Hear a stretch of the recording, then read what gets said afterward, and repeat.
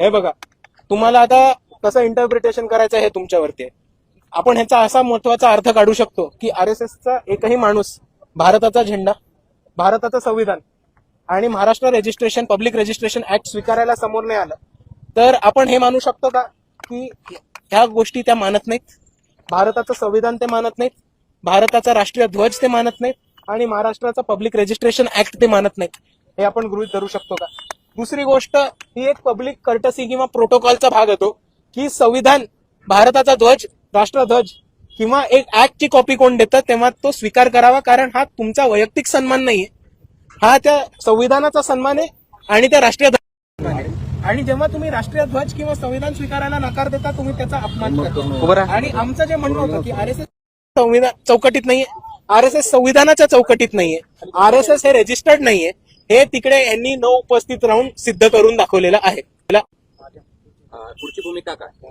आमची पुढची भूमिका ही आरएसएसचं ग्राउंडवर जमिनीवरती खोडून काढणं. शेवटच्या माणसाला आरएसएस किती धोक्याचं आहे, आरएसएस जो समाजामध्ये विष पसरवतो तो विष पुसून काढणं आणि त्याचबरोबर आरएसएस जे समाजामध्ये तेढ निर्माण केली ती तेढ काढून अमन, शांती आणि परत एकदा बंधुभाव याची वातावरण महाराष्ट्रामध्ये उपस्थित करून देणार. पहिलीचं आंदोलन संपलं आहे की गुन्हे मागे घ्यावेत आणि आरएसएस वर बंदी घालावी, या बाबतीत इथून पुढे कशी वाटतं? आम्ही गुन्हे मागे घ्यावे ह्याच्यावरती ठाम आहोत आणि त्याची आम्ही न्यायालयीन रस्त्यावरची ही लढाई लढू. दुसऱ्या बाजूला आरएसएस हा 100 वर्षे जुनं संघटन आहे आणि ह्यांच्याशी लढाई ही मोठ्या प्रमाणावरती चालू आहे आणि ही लढाई कोर्टातली किंवा रस्त्यावरची नसून आरएसएसची लढाई ही थेट वैचारिक लढाई आहे आणि ती लढाई बराच वेळा आम्ही पुढे चालू राहील आणि आता आम्ही सक्षमपणे नक्कीच लढू. पुढची रणनीती काय तुमच्या आंदोलनाची आता पुढची? आज हे आंदोलन जे झाले ते इथे मी मानतो की हे सक्सेस झाले. का? कारण महाराष्ट्राच्या नाही तर भारताच्या इतिहासामध्ये हे पहिलं असं आंदोलन होतं की कोणी हिंमत करून आरएसएसच्या कार्यालयावरती आंदोलन काढलं. पोलिसांचा इंदा बंदोबस्त कधीही औरंगाबादने बघितला नाही. औरंगाबादमध्ये 3 ते 4 दंगली घडताना वाचल्यात आणि एक दंगल घडून सुद्धा गेली. ही दंगल घडत असताना सुद्धा 300 कमांडो बाहेरनं, 3000 कमांडो कधीही बाहेरनं बोलवले गेले नव्हते.